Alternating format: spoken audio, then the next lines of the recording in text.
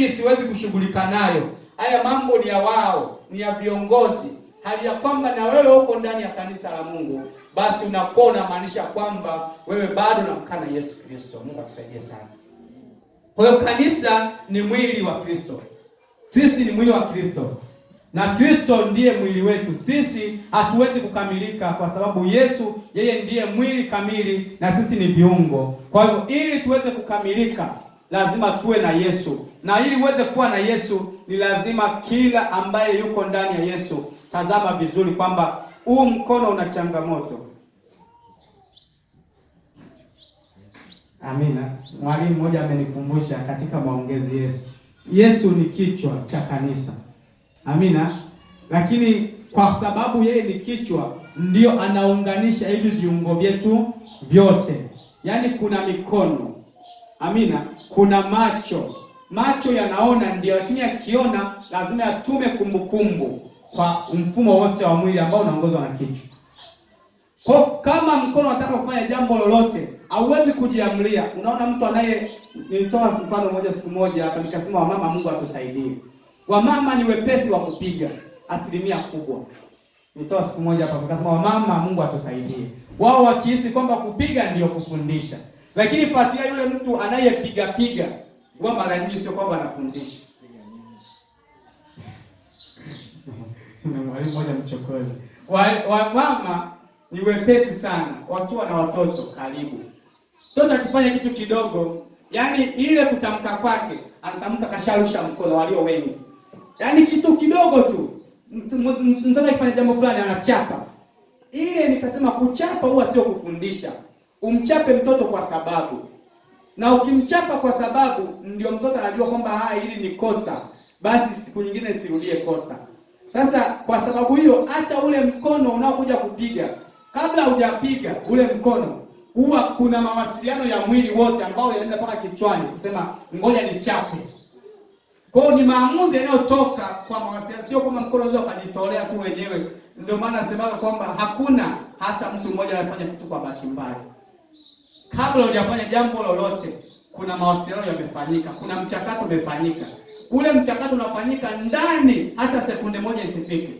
Yaani sekunde hata haifiki mwili na ubongo wa mwanadamu kuchakata tukio linalokuja kufanyika.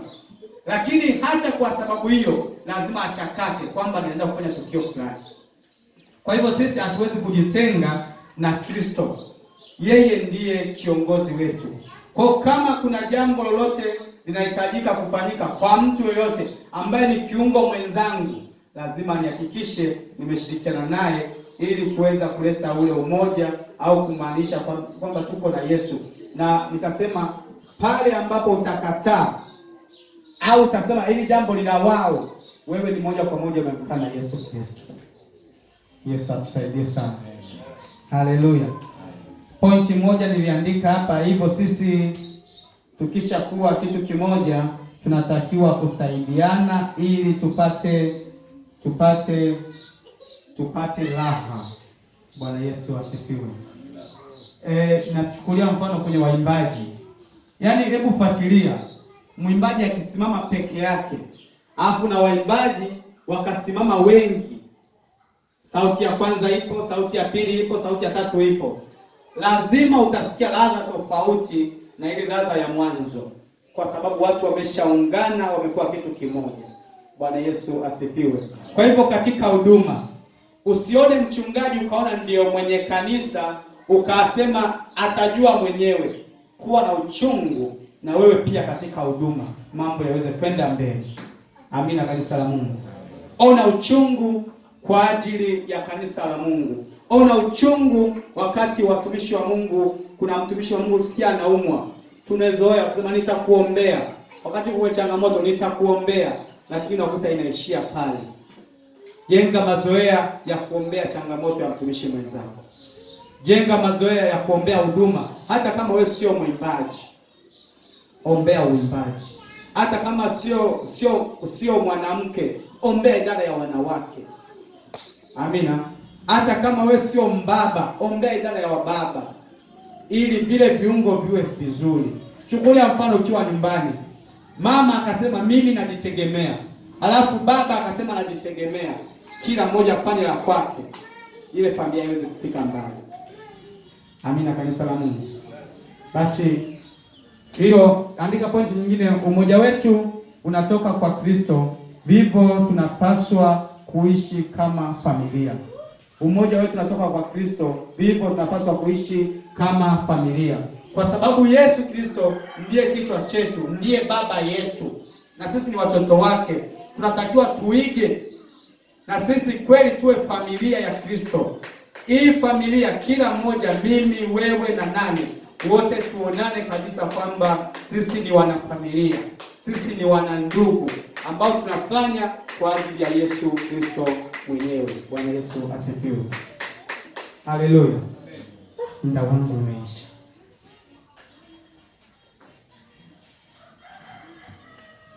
Pastor, naomba hata dakika 10. Nimeanza kwa kuchelewa. Agano la Kale. Tumechelewa kuanza ibada. Tuna mtumishi mmoja anaitwa Musa. Musa alikuwa ni mtumishi wa Mungu mzuri ambaye Mungu amemtuma aende kuwaokoa watoto wa Mungu katika utumwa, katika mateso. Lakini Musa anapokuwa amekutana na changamoto, watumishi wa Mungu wanaenda vitani, Musa anaenda kupigana, Musa anaenda kuomba kwa Mungu ili waweze kushinda ile vita. Musa anachoka, anahitaji watu wamsaidie katika ile maombi. Unaweza kaona, nimechukulia mfano kwamba leo nimetolea mfano sana kwa mchungaji. Kuna watu tunahisi kama mchungaji hahitaji waombezi. Kuna watu nadhani kama mchungaji hahitaji watu wa kumwombea. Musa alihitaji watu wamsaidie katika ile huduma ya kuomba. Haijalishi wewe ni nani, haijalishi wewe ni mwenyekiti wa maombi, haijalishi wewe ni mwanamke mzuri mwombaji, haijalishi wewe ni mwenyekiti wa kwaya, haijalishi wewe ni mwenyekiti au ni katibu wa kanisa, ni mchungaji, unahitaji watu wa kukubeba katika maombi. Peke yetu sisi hatuwezi. Amen. Kwa sababu sisi sote ni viungo, lazima tuwe na wasaidizi wa kutusaidia katika kila nafasi. Na ndio maana tunaona kanisani kuna huduma tofauti tofauti. Zile huduma zimewekwa kwa mfano ili kuonyesha kwamba wanahitaji wasaidizi, lakini kuteuliwa au kuchaguliwa kwamba wewe ni mwenyekiti wa vijana haitoshi kwamba wewe ndio uhudumie vijana peke yako. Kila mmoja mwenye kutambua umuhimu wa kijana kanisani anatakiwa asimame katika nafasi ya kuelekeza vijana. Watoto wana mwalimu, lakini sio kwamba iishie kwamba mwalimu wa watoto ndo angalie mtoto. Mtoto akiharibika, mwalimu wa watoto ndo kaharibu. Hapana. Wote ni mwili mmoja. Wote ni viungo. Kwa natakiwa angalia palipo na changamoto, basi irekebishe ili kwa ajili ya utukufu wa Mungu. Mtu akiangalia akisema kanisa la FPCT Mikocheni C Mlango wa Mbinguni kwa kweli wako vizuri, hata sema mwalimu wa watoto yuko vizuri, atamtukuza Mungu wa kanisa hili. Amina. Kama tutakuwa tunafanya vitu vizuri, hawatoangalia tu mtu mmoja, wanasema kanisa lile. Yesu Kristo asifiwe. Amina. Kwa hivyo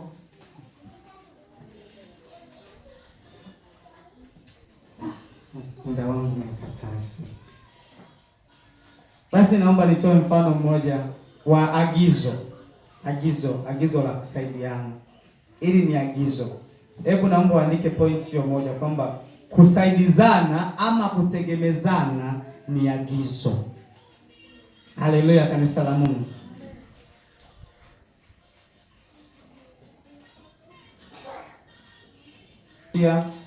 Ile sura ya 6 na mstari wa 2, Biblia inasema kwamba mchukuliane mizigo na kutimiza vivyo sheria ya Kristo. Bwana Yesu Kristo asifiwe.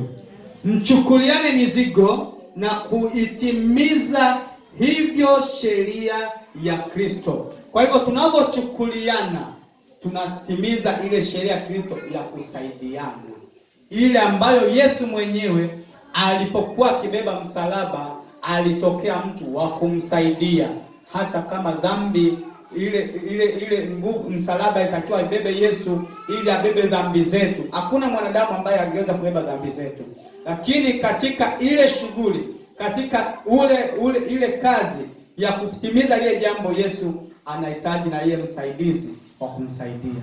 Kwa hivyo ni sheria, kusaidiana wa Kristo ni sheria. Yesu Kristo asifiwe. Kusaidiana sio ombi wala sio hiari. Amina. Kusaidiana sio hiari. Kwa sisi tulio katika Yesu Kristo ni lazima tusaidiane, ni lazima tutegemezane, hata huduma iweze kufika mbele. Tusiangalie kwamba hii ni huduma ya mchungaji, hii ni huduma ya waimbaji, hii ni huduma ya wanawake, hii ni huduma ya nani. Zote huduma zinafanyika, hawa tumegawa vitengo kwa ajili ya usimamizi. Bwana Yesu asifiwe. Kwa mfano mdogo tu tunamalizia. Mfano wa mama wakaja hapa kanisani. Hapo nichukulie mfano halisia. Vijana walileta kile kitunga cha sadaka. Ni idara ya vijana ilileta. Lakini kile kitunga ni faida ya vijana, aidha ni faida ya kanisa? Majibu ni faida ya kanisa. Na mtu anayekuja hapa asemi hiki kitunga cha vijana, ni kitunga cha sadaka za kanisa. Amina. Kwa hivyo unapofanya huduma sio kwamba umefanya kwa ajili yako wewe, unafanya kwa ajili ya utukufu wa Mungu. Na unafanya kwa ajili ya jina la Yesu. Haleluya, kanisa la Mungu. Sasa kwa sababu muda wangu haukunitosha vizuri, naomba nimshukuru Mungu baada ya kuishia hapo katika kipindi cha siku ya leo. Nadhani season nyingine itaendelea. Naenda kumshukuru Mungu na baadaye nitamkaribisha mchungaji. Mungu mtakatifu, mtakatifu mwaminifu, ninasema asante kwa sababu ya neno lako ambalo umeleta siku ya leo katika ujumbe wetu wa mfululizo wa umoja wa Kristo na wa Kristo. Tukaona Bwana ya kwamba watumishi tunatakiwa tubebeane mizigo. Yapo mambo mengi ndani ya familia yako hii Bwana, ambayo Bwana yanakuja wakati mwingine tunaona ni mzigo mzito kuyabeba. Wapo watu ambao umeweka katika nafasi mbalimbali, wanaona ile ni mizigo namna ya kuifanya. Lakini Mungu mtakatifu, tunaomba neno lako linapoingia ndani mioyo ya watu wako Bwana, tukaone umuhimu wa kubeba mizigo ya wenzetu, tukaone umuhimu wa kuchukuliana mizigo ambayo wenzetu walionayo. Mungu mfalme wa falme, naomba neno lako likawe mbegu ya hai, neno lako likawe mbegu ambayo itachipua kila wakati, bila kujali ni wakati wa kiangazi au ni wakati wa vuli au ni wakati wa masika. Mungu mtakatifu, wewe ambaye ni chemichemi ya uzima Baba, neno lako linapoingia ndani yetu Bwana, lifanye likaote pembezoni mwa chemichemi, ili kila muda likachanue. Haijalishi wakati ni majira gani, haijalishi ni kipindi gani, haijalishi ni wakati gani. Mungu mtakatifu, neno lako hili likaendelee kuwa chemichemi, likaendelee kuleta mvuvio ndani ya mioyo yetu, ili tukapate kuishi sawa sawa na neno lako. Mungu kama mfalme, nasema asante katika jina la Baba na Mwana na Roho Mtakatifu. Amen.